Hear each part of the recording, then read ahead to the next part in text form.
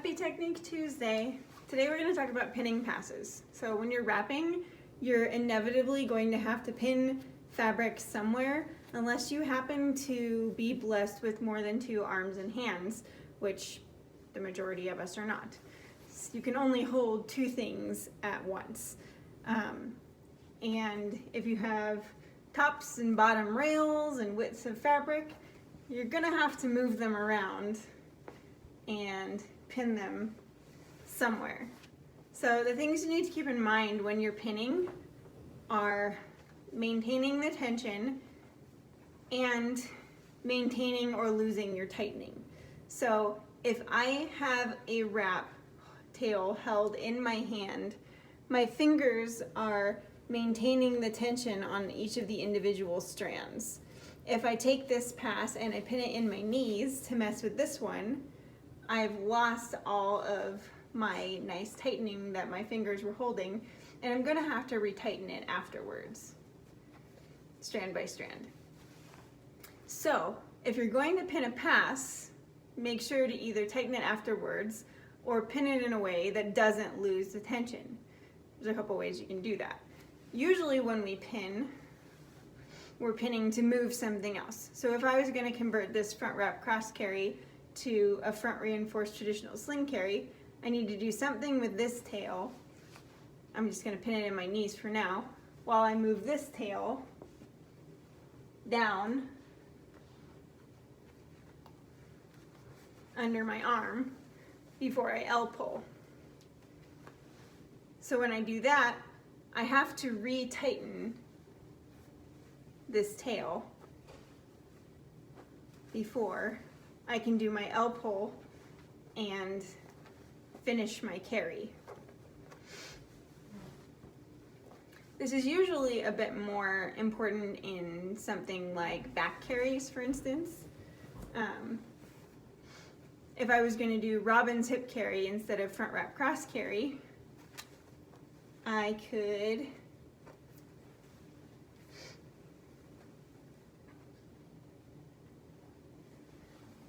bring my tail up and then pin it, and then to create my anchor point I have to flip this tail back and pin it behind me. So I've got it pinned in my knees. I'm not maintaining tension here in a way that maintains my strand by strand tightening. So I can feed my slack out through this tail and tighten it, but then I have to strand by strand tighten the tail that I had pinned before I can finish my carry. Pinning passes and back carries tends to be a little bit more of something that you have to pay attention to, because in a back carry, your top rail is what's holding your child up safely. So you always need to have the top rail pinned or holding tension somewhere. If we go to make a chest pass, we have to pin one side securely, so we're holding the top rail on both sides the entire time.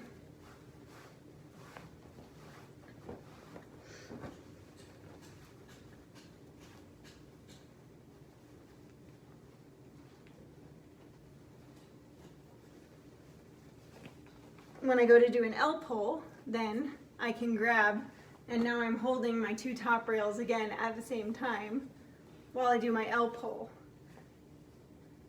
Still maintaining tension on the top rails to hold baby up safely, but as I'm grabbing them and moving my pass around, as I passed my second pass around the back, I grabbed the top tail on the other side so I could do my L-pull.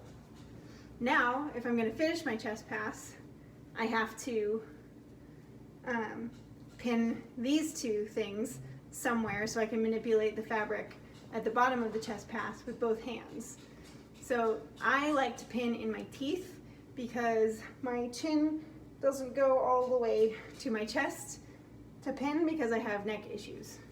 If you have a neck that bends in a way that you can put your chin all the way to your chest to pin, you can do that. Sometimes it helps to twist the two top rails together before you pin, like that.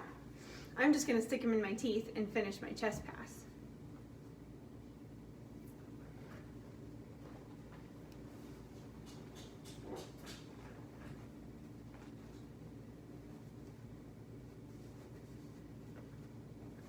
Now remember, once you've pinned a pass somewhere that doesn't maintain tension, you have to strand by strand tighten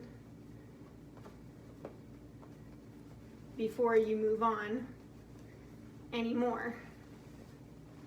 Now I can do my L pull, but I have to bring this pass up and over my shoulder.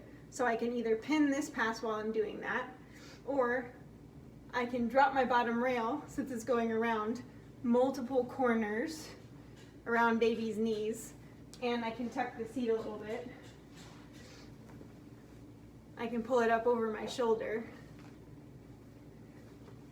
and then bring it down over, pinning this in my chin to grab it with my other hand, and under. Then again, since I pinned this somewhere that doesn't maintain tension anywhere other than fingers, I have to re-strand by strand tighten this side before I can come over and under and finish my carry.